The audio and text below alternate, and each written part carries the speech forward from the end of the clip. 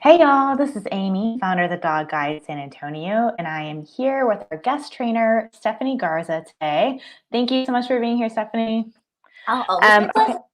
thank you. Okay, so today we are talking about how to take holiday photos with your pup. So it's that time of the year, the holidays start officially next week, and I know for a lot of us that's photo taking season, for holiday cards, or just want to get those special, themed pictures of your pup and with your pup. So Stephanie here is going to give us some tips on how we can make that magic happen.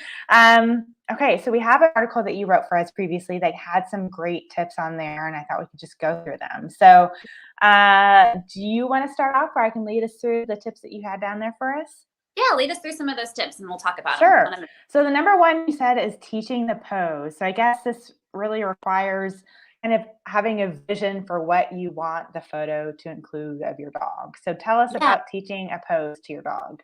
yeah, absolutely. I think any well run photo session, you have an idea of the different pictures that you want. And I think the three main ones that I see most dogs doing are a sit, a down, and those are pretty easy. But one of them that's kind of a little bit tricky is your dog standing up on something, whether with just Hmm. two paws or all four paws, especially if it's something that's a little bit like taller. So teaching your dog how to not only sit and down stay, but also how to maybe jump up on a something or with all 4 feet or just their 2 front feet. And then just a matter of kind of like practicing with those different objects and then practicing the stay part because in a photo you have to hold the pose for a little bit of some time, and it's not just okay, sit real quick and we get the picture and then move on. You have to definitely work the stay.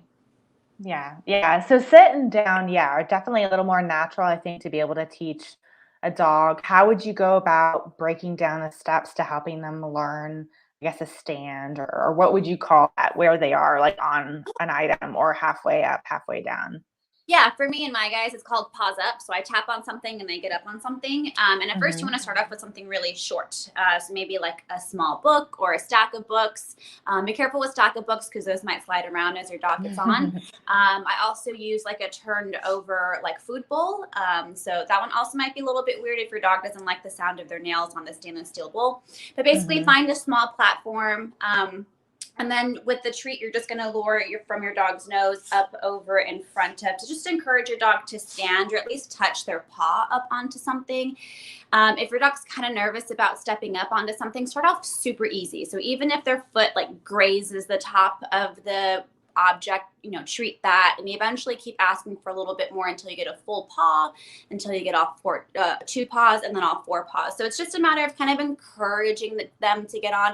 You don't want to pick them up and put them on something because that might freak them out even more. So just kind Hmm. of encouraging them to make their own choice to move closer to that object and then eventually standing on that object.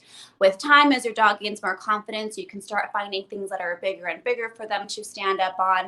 And I always like to have a cue for it also, because the biggest thing, especially when you're taking photos, is generalization. You want your dog to be able to know how to stand up on many different things, not Hmm. just on the thing that you train them on. So practicing with different objects and then having like a pause up or up, something like that cue.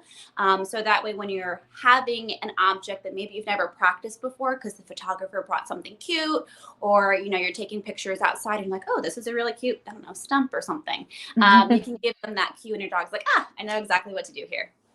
Yeah, that's awesome. So it sounds like a lot. I mean, most of us probably have a good sitting down with our dogs. My puppy Texas, we're still working on all those things. But it sounds like really these are all things. If you're aiming for a photo shoot, these are things that are not last minute like Oh, training things to do. Yes, we can build up, and maybe this time next month your dog might have gotten down some of those enough to like really be able to sit and stay for a photo shoot.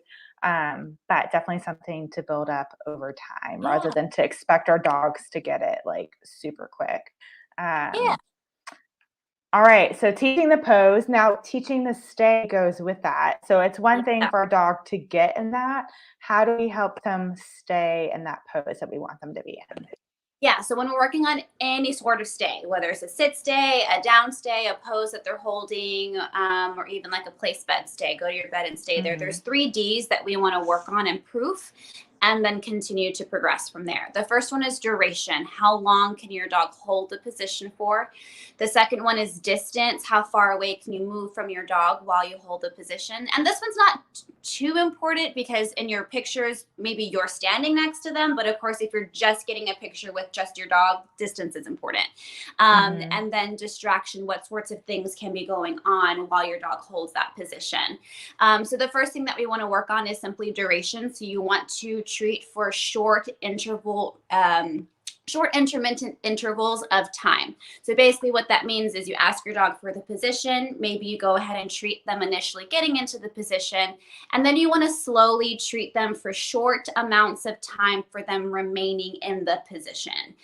With time, you start to stretch out those intervals a little bit longer. And for a photo session, I would say you might want to work up to like at least a 2-minute full long duration, meaning is from the moment they get in to the moment that you release them in. And then the second one is also a release cue or release word. Oftentimes I talk to clients about stays and they're like, oh yeah, we've been working on a stay, but they don't really know like how to do it. And I'm like, oh, okay, well, what's your release cue? Oh, I don't have one. Well, that's because we haven't communicated when it's okay for your dog to get up, right? So also having a really strong release cue is important. Distance, you want to be able to get your dog into their position. Once again, treat for initially getting in, and then make maybe a very small distance away from your dog, go back up and treat. Make more distance, go back up and treat. You never want to make more distance until you've proven that your dog is ready for you to go even further. And the biggest mistake that I see with this one is people get their dog into the position, they make their distance, and they always ask their dog to come. And they never go back up and treat for the distance. Now, this creates only an anticipation for your dog to, okay, you made your distance, I'm going to come to you. Oh, you made your distance? Okay, you're going to come back to me. We really want to build a value of it's worth it for me to stay here because you're always going to bring me the things. Okay. Yeah. And so just slowly baby stepping that. I think the biggest one that needs to be worked on for a photo session is distraction. Because if you think about it, if you're taking pictures outside at a park, there's going to be a lot of distractions. You're out in the wilderness, there's birds, there's squirrels, there's nature. If you're in a studio, you know, you got these really bright lights that are flashing in your face. Maybe the photographer wants to play some music. But the biggest things too are, you know, the props that you're working with, so making sure that your dog is comfortable holding a stay while something, you know, is kind of like big Christmas trees hanging out next to them. Or even to the distance the photographer needs to walk. They have to be able to squat down, which for some dogs, that's either scary or an invitation to come. So you really want to proof, you know, the picture, your dog being able to see someone move that distance squatting down. And then of course you want to be able to desensitize a little bit to a big camera being shoved in your dog's face. They're not used to that.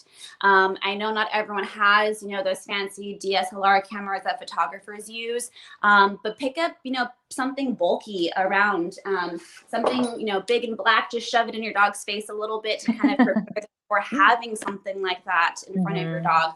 And then noises. Most photographers, in order to get your dog to look at them and to make a cute face, they might be using like a squeaky toy or some sort of fun noise. And for your dog to be able to hold their position even while the photographer is trying to get them to look at the camera but not walk to the camera. Yeah, those are all really great tips. Also, it just seems like, you know, bringing your patience with you when you are at the photo shoot for sure. And, excuse me. And whatchamacallit, it sounds like also just another great tip is just to have, you know, another person there with you, whether it's the person taking the photos or someone there to help you with manning your dog and getting their attention while you're there with them in the photo. Definitely not something to try to do all by yourself while you're doing it. Yeah, that's a great thing that you mentioned though, because like my sister, she took pictures with her family and her dogs, and she's like, Steph, I just need someone to watch the dogs because I don't want them in every single picture. Like, can you come? I was like, yeah, sure. And a lot of photographers won't know how to photograph animals. So having someone right behind the photographer to make all the fun noises to get them to look at the camera in a cute way.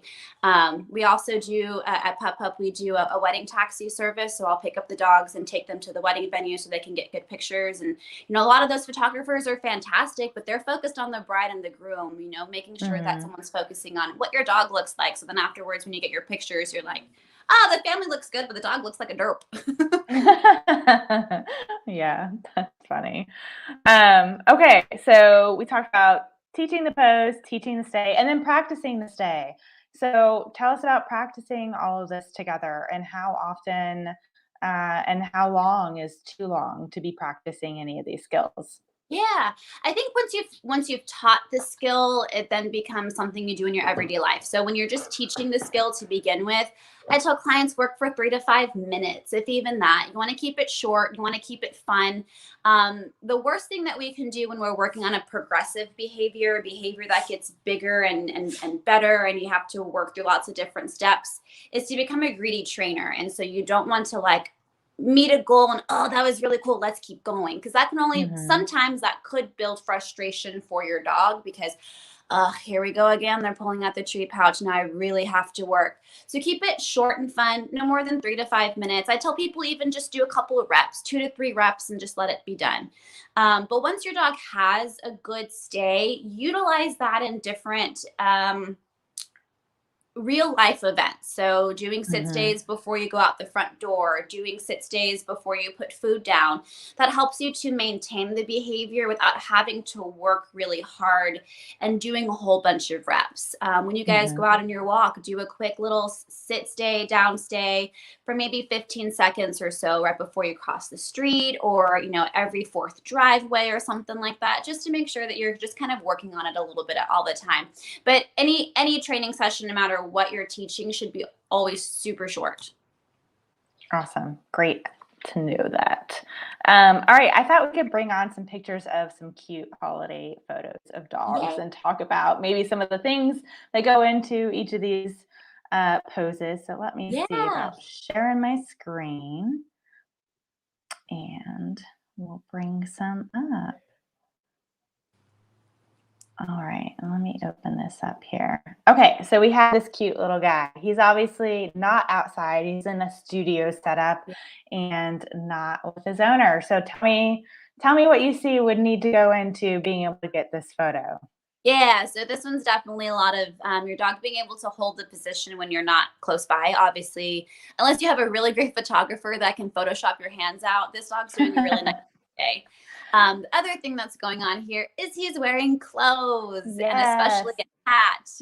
So if you're wanting to dress your dog up, buy the things and start training them to wear it before you're at the photo session. Mhm. Because a lot of times when our dogs are wearing things and they're not used to wearing those things, you might get a really confused looking dog or a scared looking dog, Mm. and that doesn't make cute pictures. I think for this one, usually like jackets or t-shirts are not that big of a deal, but definitely the hat is definitely a really big one that you want to work with. How is it going to fit on your dog? I'm pretty sure this dog is hanging off over to the side, so there's probably some sort of like, I don't know, bobby pins in his fur or something like that. Hanging it up. And also with hats like these, you'll be pretty surprised at how much they like kind of collapse when they're on your dog's head. So playing around Mhm. with your props first, you have to stuff the hat to make it look like it's standing up, making sure Mm. your dog enjoys wearing it, because if your dog does not enjoy wearing it, all your pictures are going to look like your dog just pawing something off of their head or looking really confused or looking just not very happy about it. So Yeah. to do that, put it on for a little bit, give a couple of treats, take it off. Put it on, try to see if they'll wear it while they're eating dinner, take it off. So you want to put it on for short periods of time, be rewarding them for, duration while they're wearing it, and then taking it off. You Mhm. also might want to work on a leave it exercise. If, while you're putting the hat on, you might have a dog that's like, oh, this is a fun toy, let me bite at it. So maybe you want to teach a leave it, so that way you can tell your dog, leave it, this is not a toy, don't put it in your mouth, but instead you're going to wear it. Awesome. I love that tip of like seeing if you can get them to wear it while they're eating dinner. So that's like a Yeah. time that they're always looking forward to, and it's a distraction, and probably Yeah. care a little bit less about having a goofy hat on their head. And also the idea of like stuffing the inside of a hat like this if you did want it to stand up more. That's a really great tip. Yeah. All right, here's another one. Also accessories.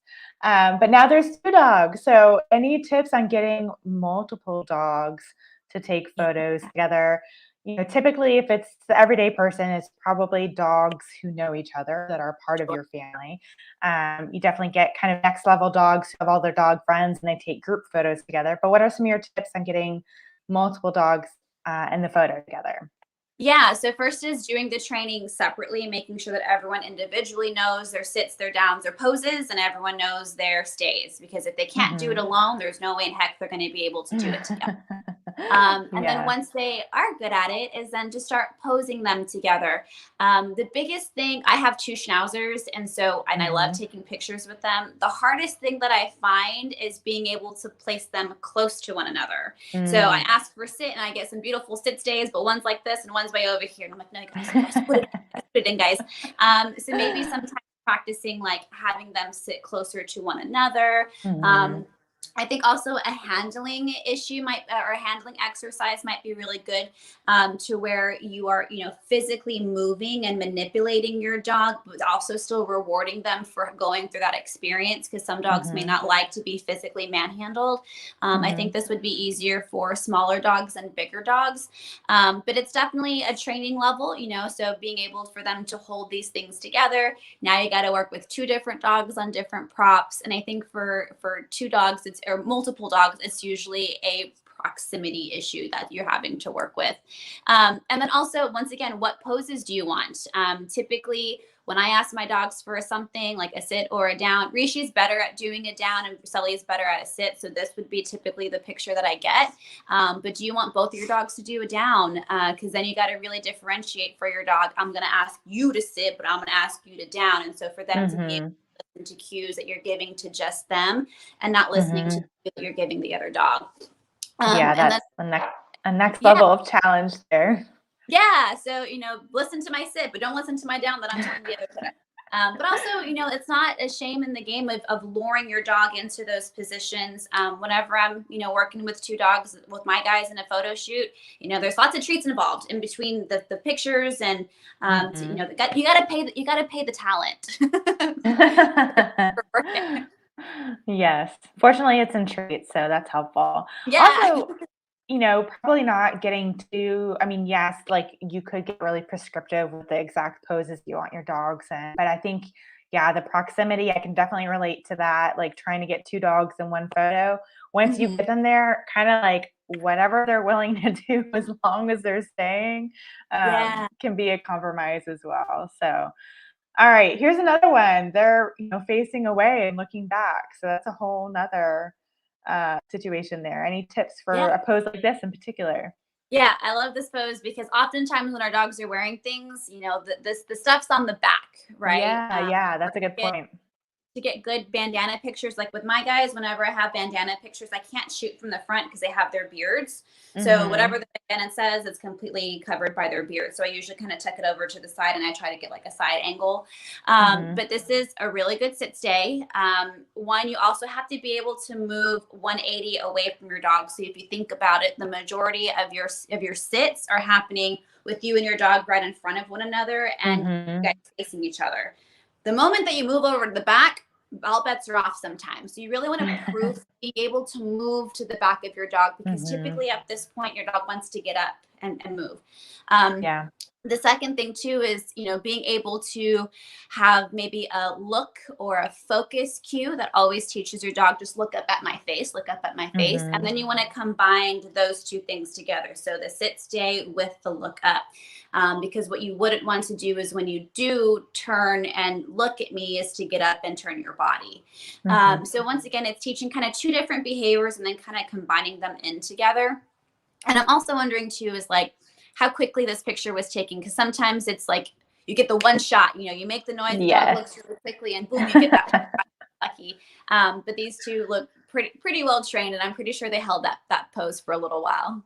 Mhm. Sometimes they're Um, actually naturally good at this too. yeah. Sully, I didn't really teach him that. I remember one time I took a picture of him in a Spurs jersey and he was sitting and I like just called from behind and he just gave me the most gorgeous like look behind, like as if I had trained him to do that. And I was like, you just did Oh, that on I your own. love that. That's awesome. You mentioned one thing, like how quickly this photo was taken. That's another thing we haven't really touched on is, um, just kind of like with any good photos, even with people, especially groups of people, getting everybody in the photo not blinking, getting your dogs, a lot of it is going to be about just taking lots of photos in Yeah. quick succession. So either you yourself doing almost like burst mode photos, if you're the one taking it with your phone, a photographer, and especially a photographer who's experienced with taking photos with dogs will know to like, snap as many as possible Yeah. really quickly. But also a tripod and like a remote can be helpful if you're the one, setting your dogs up to do something like this on your own. A little more challenging, but that tripod can help a lot. Okay, here's another one. This is more of like a family photo, obviously. Not so posed. The people are posed, the dog is in there. This is probably the kind of photo that most of us get. So there's not necessarily a lot of like posing for our dogs, but more of like holding and sitting still for the picture at the very, very least. So what are some tips for doing just more of a candid dog but posed family pic? Yeah. So if your dog doesn't know a sit, stay, or a down sit, you can still get really great pictures. At the end of any of all of our 6-week classes, we take individual pictures with the people and then group photos with everybody. And even though we've worked on a sit and a down stay in the beginning, like the level 1 class, their dogs are not ready to hold a sit or a down stay to that caliber, right? So when we're taking those pictures, I tell them, usually squat down with your dog and then hold your dog from like the rump from behind. And so this girl, I can't really see that well. My screen's kind of small. Yeah, she's got a hold, right? And then facing them up to the front. And then I tell people, do not worry about what your dog is doing. I just want you to look here and smile at me the entire time. And I'm going to make all sorts of crazy, ridiculous noises to get your dog to look at me. Because oftentimes what people will do is they'll look at their dog and they'll tell them, look at the camera, look at the camera. Your dog doesn't know what the heck you're telling them whenever you're telling them that. Like you're just making more fun gestures that your dog's like, ooh, what are we doing? So don't be focused on your dog. Have someone like we talked about a little while ago, have someone, either the photographer or the photographer's assistant, who's focusing on what the dog is looking like. But you just holding your dog can definitely be something that you can get these really great pictures in doing so. I don't think it's very common, but every once in a while, some dogs might be afraid of the Christmas tree if they've never seen a Christmas tree before. Once again, maybe just thinking about what your backdrop's going to look like. Things that tend to be tall might be the things that are a little bit scary. But I think this photo is probably, while the other ones were all super cute, this is the one that you're probably going to have on your Christmas card. Yeah, for sure. And I think like a key one for this one, and all of them really, this one is a little more evident.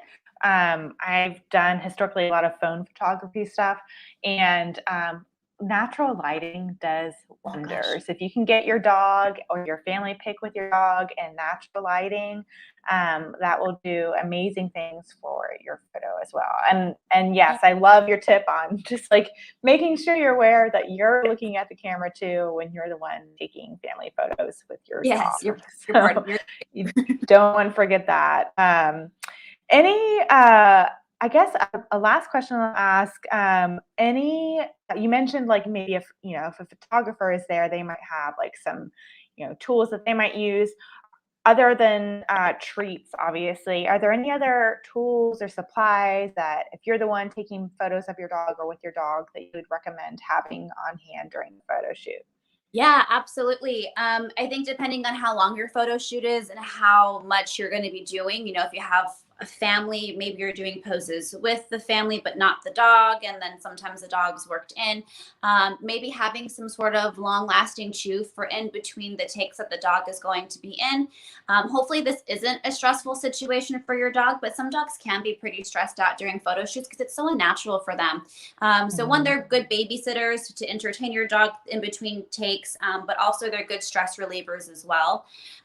Toys are also a really great fun thing to do because that can serve as a double purpose. One, it's really good for those brain breaks in between, but also that squeaky noise, this squeaky toy, might be the thing that gets your dog to look up at the camera in the cutest way possible.